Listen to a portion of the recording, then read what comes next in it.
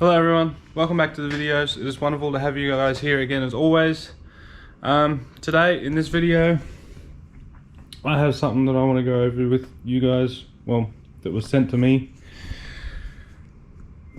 So I was approached, well not approached, but asked by Maxspeedingrods. If you're not familiar with Maxspeedingrods, there's a link to their website in the description down below. Go ahead and check them out. They started, I don't know how many years ago it was now, but I do remember seeing them playing with turbos many years ago.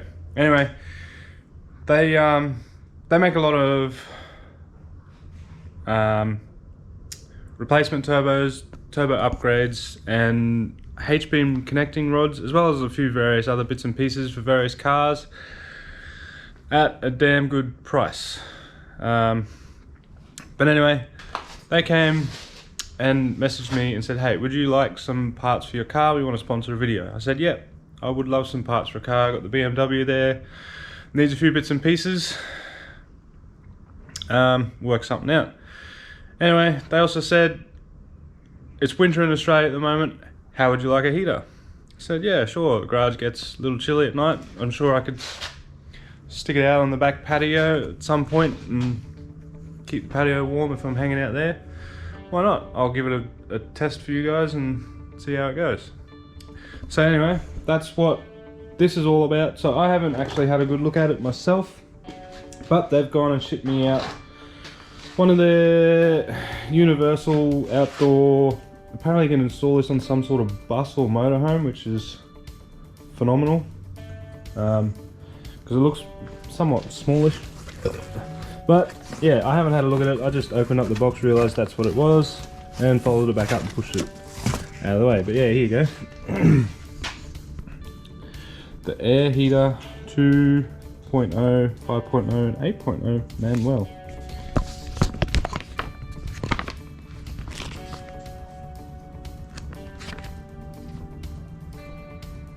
So I'm not going to go and bother you guys too much with this nonsense, but I'll give it a quick read later on. And yeah, for now I'm going to pull it out of the box and have a look. There you go, Maxspeedingrods, go check them out.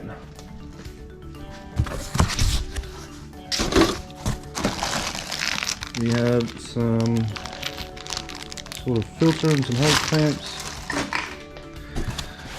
Yeah, I figured now is as good a time as any. Give this a go. I'm going to be out in the garage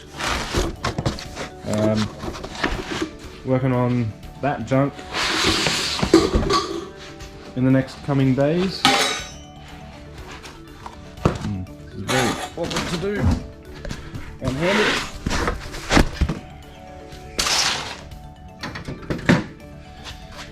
So yeah, that's the little guy there.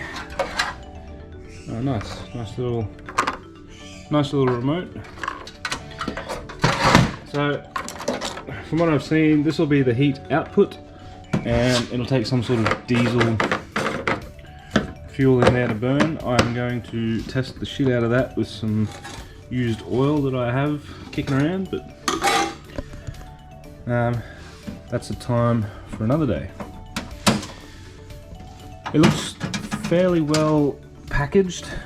Again, if you're gonna try and put this thing in like some sort of bus or motorhome, packaging is pretty important for those things.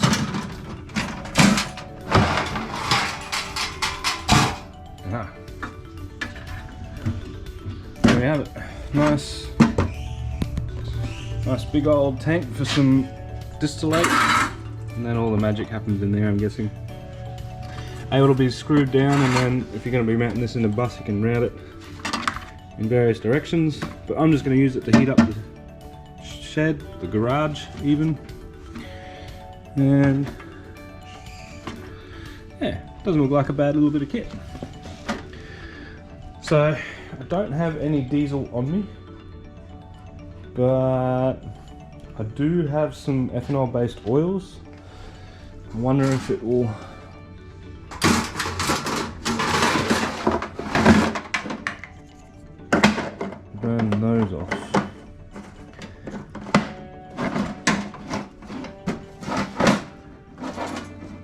Alright, anyway, I'm going to get this thing back together.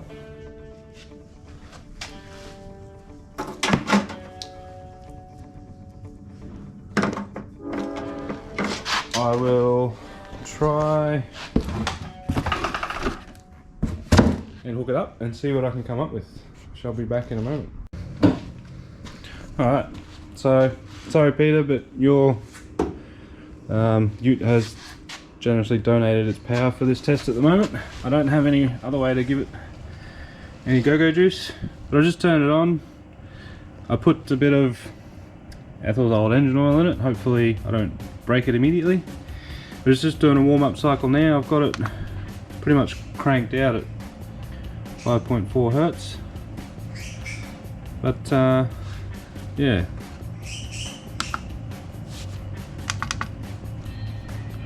I don't want timer. Seems relatively easy to use, on, off, up, down. So I'll let that do its little thing and then I'll come back.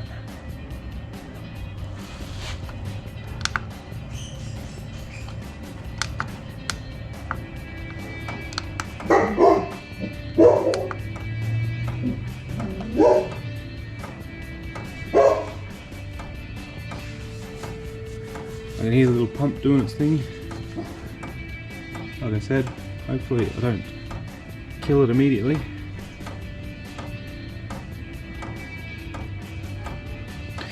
Anyway, I'll come back once it starts doing something. Alright, so I can hear that it started up the ignition system and it's burning some stuff off. Now it's just a matter of letting it do its thing and wait until it gets hot. Doesn't smell the greatest with engine oil, but seems to be doing alright though. Alright, now she's cranking it up. I realised I didn't have enough fuel in it. Yeah, she's starting to get warm. One thing I've noticed, burning engine oil makes a little bit of smoke out of whatever it's using to burn it off. But the cool thing is I can route the exhaust out the shed, so then I never have to deal with any of the smoke, and I just get all the nice heat from it. So that's a pretty cool little feature I've come to enjoy and like.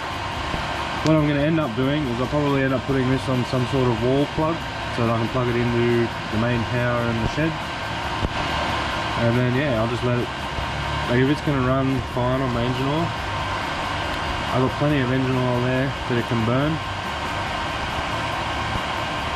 And as long as it doesn't die from burning me engine oil, I'll be pretty happy with that. I'll keep burning it. Anyway, I'll come back once it's fully cranking. Alright, well, finally got it working. Didn't take me too long, but I kept getting a flame start error, or flame would burn out. Who would have thought that a diesel heater would actually need diesel to run? I mean, I certainly didn't pick it. But I've gone and drained about 3/4 of a litre of diesel out of my ute and stuck it in there with the oil that was in there. So it looks like I will be able to burn my oil. I'll just have to dilute it with a bit of diesel, which is fine. It looks like I'll be able to get away with like a 70. So it looks like I'll be able to get away with like a 75 oil, 25 diesel ratio. That'll burn off all my old engine oil, keep the place nice and warm in the winter. Like, this thing is pumping out some air and it is hot. It is killing it. Ambient temperature is currently at 19. But this is a pretty big shed as far as sheds go. Like, it's not massive or the biggest, but I reckon if I let it go for long enough, eventually it'll heat this shed up perfectly fine, which is my intent for this thing. So I'll plumb a way, or make a way to plumb the exhaust out of it so it doesn't come back in. Currently, I've just rigged up this little dump pipe section here for the exhaust, and some of it just blow it back in. So yeah, I'll I'm going to turn it off in a minute. I don't really have a need for it running. It is just nice, enjoying this nice warm air that's pumping out of it.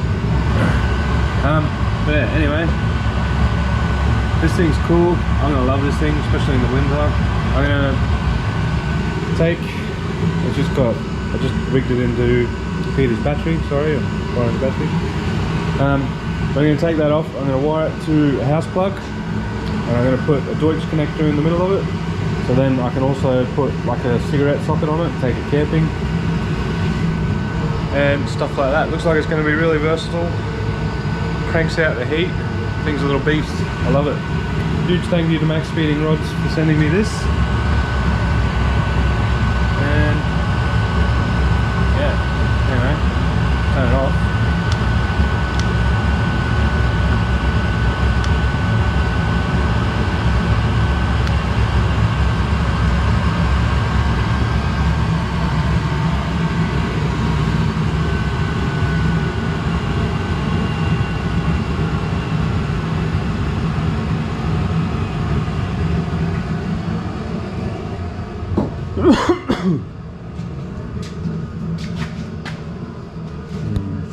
Look at this bloody thing.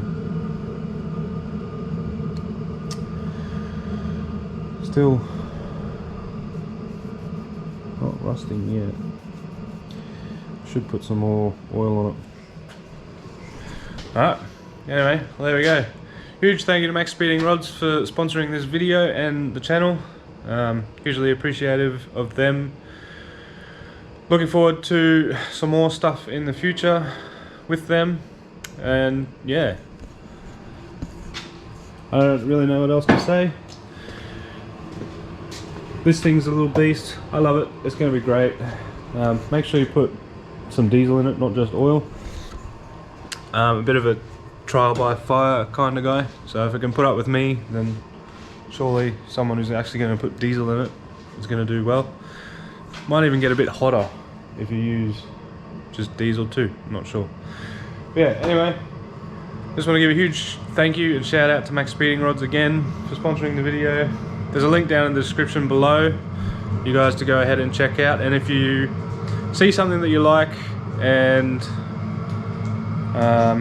or you got a turbo build, I know they do a lot of good turbos that I would be interested in putting on one of my cars if I didn't have turbos coming out of my ears at the moment. A couple of GT35s and 45s sort of deals that I would definitely be grabbing. If you do grab yourself something, make sure you use the code cornfed15 in the coupon code in the website and grab yourself, I think it's 15% off. Yeah, use the code cornfed15 in the coupon or discount portion of the website, grab yourself 15% off, which will make that nice little GT35 even cheaper. Keen to give a set of Maxspeedingrods a go, the connecting rods, when I have an engine or something to put some in. But until then, I'm going to enjoy my heater. I got to organise with them for some other parts for the BMW. You guys will see that in a later video.